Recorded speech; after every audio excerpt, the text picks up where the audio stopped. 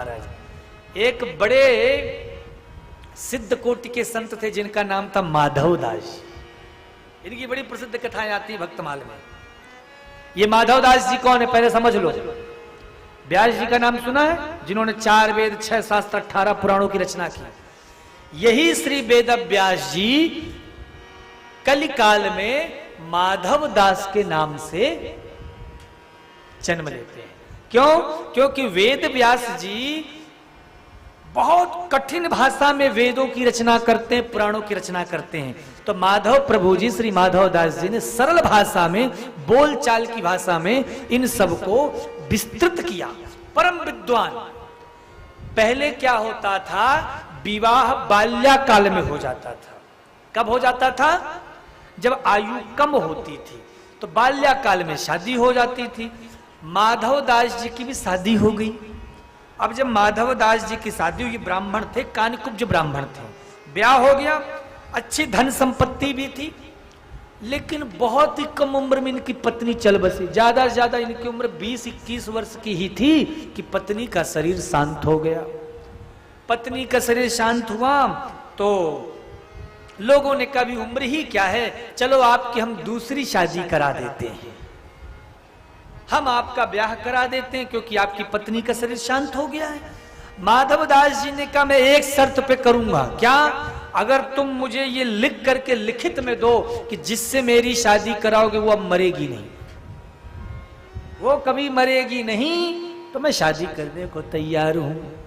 अब बताओ किसके अंदर इतनी हिम्मत जो ये लिख करके देगी भैया जिससे तुम्हारी शादी होगी वो मरेगी नहीं? है किसी में हिम्मत? क्योंकि भैया ये शरीर मिला है तो एक न एक दिन छूटेगा। तो बोले जब आगे चल के फिर यही दुख सहना है तो हम इस झमेले में पड़े ही क्यों? तो माधव दास जी ने गृहस्थ आश्रम का परित्याग करके विरक्त हो गए और कहां आ गए? आपके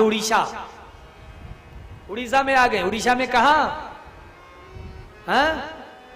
श्री जगन्नाथ धाम, जगन्नाथपुरी में। पर देखो माधव दास जी को पुरी में आ गए पर जगन्नाथ जी के दर्शन करने ही नहीं गए। वो महाराज क्या करते? मंदिर में नहीं जाते, बाहर ही रहते। अब महाराज बाहरी ब्राह्मण, भोजन का कोई ठिकाना नहीं, 3 दिन से भूखे पड़े हैं पुरी में। अब ना उनके वहां कोई भगत जगत है, ना ही कोई उनके जान पहचान का कुछ व्यवस्था ही नहीं। तो एक दिन श्री जगन्नाथ प्रभु ने देखा कि मेरे ग्राम में, मेरे नगर में माधव आया है। उन्होंने अब कौन दिखे? तो बगल में सुभद्रा जी बैठी हुई थी। उन्होंने कहा सुभद्रे देखना 3 दिन से माधव भूखा है, जाओ माधव को कुछ प्रसाद दे दो। सुभद्रा जी ने कहा ठीक है भैया, आप कह रहे हो तो जरूर जाऊंगी। और ऐसे कहकर स्वर्ण की थाली में, कंचन की थाल में सुंदर सुंदर विविध प्रकार के व्यंजन लेकर गई और माधव को जगाया। माधव प्रसाद पर भूखे हो ना 3 दिन से? कौन है? कौन है? आंख खुल गई। कौन? आप? छवि क्षण भर कोई दिखी और अंतर्धान, पर सामने थाली थी। महाराज याद रखना, हम भगवान से शिकायत करते हैं, देखो ना ठाकुर जी हमारे साथ इतनी परीक्षा लेते हो, कितने कष्ट देते हो। याद रखना वो कन्हैया मेरा जगन्नाथ प्रभु पेड़ की डाल में बैठे हुए सोते समय पक्षी को भी उस डाल से गिरने नहीं देता है। माधव दास जी के जीवन में वैराग्य कब आया? माधव दास जी के जीवन में वैराग्य इसलिए आया, महाराज एक दिन वो देख रहे थे एक डाल में अंडा रखा हुआ था, वृक्ष की पेड़ में डाल में, और वो अंडा वहां से नीचे गिर गया। अच्छा अंडा ऊपर से नीचे गिरेगा तो क्या होगा? फूट जाएगा ना। लेकिन वो अंडा ऐसे ढंग से गिरा कि नीचे बहुत सारा ढेर सारा घास फूस पड़ा हुआ था। तो जब वो अंडा नीचे गिरा तो वो फूटा ही नहीं, क्योंकि उसमें चोट पहुंची, बस जरा सा, क्या बोलेंगे, हल्का सा झटका पहुंचा तो पक चुका ही था, तो फूट गया जरा सा ऊपर से। तो उसमें से एक छोटा सा पक्षी निकला। अब जब पक्षी निकला तो वो पक्षी को भूख लगी, अब उस छोटे से पक्षी को भूख लगी, वो उसकी ना माँ है वहां पे, ना पिता है, ना कोई, खाना कहां से खाए। तो उसी समय माधव जी ने देखा कि छोटी सी मकड़ी घूमते घूमते आई और उस अंडे में ही जाके चिपक गई। और उस छोटे से पक्षी का मुंह अचानक से गया, क्योंकि छोटे पक्षी को पता भी नहीं होता, और उसी ने अपना पेट भर लिया। तो माधव जी ने सोचा कि सबकी व्यवस्था करने वाला वो कन्हैया है, तो मैं किसके लिए ये संग्रह करूं।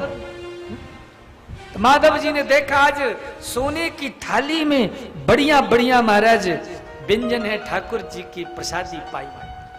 लेकिन अब सुभद्रा जी से गलती हो गई। गलती क्या होगी, प्रसादी तो पवा दिया, लेकिन वो जो मंदिर की थाली थी वो वहीं छूट गई। अब सुबह सुबह पंडा पुजारियों ने देखा तो जगन्नाथ प्रभु के सामने से जो प्रसाद की थाली थी 56 भोग की, वो गायब।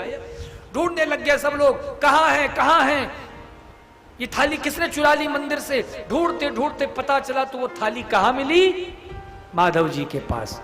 राजा के सामने बंदी बनाकर पेश किया गया और राजा ने खूब, महाराज सब पंडों ने कैसे अपराधी के उसको दंड दिया जाए, खूब कोड़े से पिटाई हुई माधव प्रभु की। माधव प्रभु भगवान की इच्छा समझकर उस दर्द को सहते रहे। रात्रि को महाराज उस राजा को स्वप्न हुआ कि तुमने बड़ा भारी अपराध किया, उसको कैद से मुक्त करो और उससे क्षमा याचना करो, अन्यथा तुम्हारी पूरी की पूरी इस नगरी को मैं समुद्र में डुबा दूंगा। सुबह होती राजा ने तुरंत माधव दास के चरण पकड़ लिए, भगवान हम आपको पहचान नहीं पाए, हमें क्षमा कर दो। तो महाराज बड़े प्रेम से माधव दास प्रभु बड़े प्रसन्न हुए। आज जब माधव दास को पता लगा कि जगन्नाथ मुझ पे इतना रीझते हैं, तो आज जगन्नाथ जी के दर्शन के लिए माधव जी आए। एक बात बताऊं, कई बार जब मंदिर जाते हैं भक्त, तो भक्त बड़े प्रसन्न होते हैं। जगन्नाथ जी के दर्शन हो गए, श्याम बाबा के दर्शन हो गए, बिहारी जी के दर्शन हो गए, प्रसन्न होते भक्त। कुछ भक्त ऐसे होते हैं जिनको देख करके भगवान प्रसन्न हो जाते हैं। तो ये माधव दास ऐसा भक्त है जिसको देखकर जगन्नाथ प्रभु खुश हो जाते थे। जैसे जगन्नाथ जी ने देखा बलराम जी से, दाऊ दाऊ देखो ना आज माधव आया है हमारे दर्शन को, देखो। रुक्मणी जी को इशारा किया, देखो माधव आया है। महाराज माधव जी के पास ना घर था ना स्थान था, प्रणाम किया, खूब आनंदित होकर के। रात्रि हो गई, दर्शन करते करते कोई जगह था नहीं, मंदिर के बाहर ही जाके सो गए। मंदिर के बाहर ही सो रहे थे। ठाकुर जी ने देखा मेरा माधव इतनी ठंडी में सो रहा है, तुरंत उन्होंने रुक्मणी जी के आज्ञा लेकर के और शॉल, बड़ा महंगा कीमती शॉल था, वो ले जाकर माधव दास के ऊपर ओढ़ा दिया। माधव दास जी सुबह उठे, देखे यरी इसको तो मैंने आज सुबह ही देखा था, गर्भगृह में श्री जगन्नाथ प्रभु के शरीर पर लगा हुआ था ये अंग वस्त्र। माधव दास जी के नेत्र सजल हो गए, प्रभु आप कितने कृपालु हैं, क्या आपको जरूरत है। लेकिन मैं आपको एक बात बताऊं, भगवान की कृपा में विलंब नहीं है। प्रॉब्लम क्या है पता है, प्रॉब्लम हमारे सरल होने में, सहज होने में। हम क्या कहते हैं, हम क्या बनते, स्मार्ट। ठाकुर जी कहते चल तू शेर तो हम सवा शेर। ठाकुर जी कहते नाच ले बेटा जितना नाचना है। महाभारत का युद्ध हुआ, बड़े बड़े महावीर आए थे, कोई कहा हम अमर, कोई कह रहा हम ऐसे मरने वाले नहीं, हम ऐसे मरने वाले। अंत में ठाकुर जी ने सबको सुहा कर दिया, सबको सुहा कर दिया। हमें लगता है हमने ये किया, देखो हम जीत गए, उसे लगता है हमने ऐसा किया हम सफल हो गए। ठाकुर जी कहते हैं जो तू चाह रहा वही हो रहा है, पर अंत में सब कुछ तेरे हिसाब से चल रहा है, पर होगा वही। इसलिए नाच लो जितना नाचना है, अंत में तो यहीं आओगे, क्योंकि यहां के सिवाय जाओगे कहां, और कोई रास्ता है ही नहीं।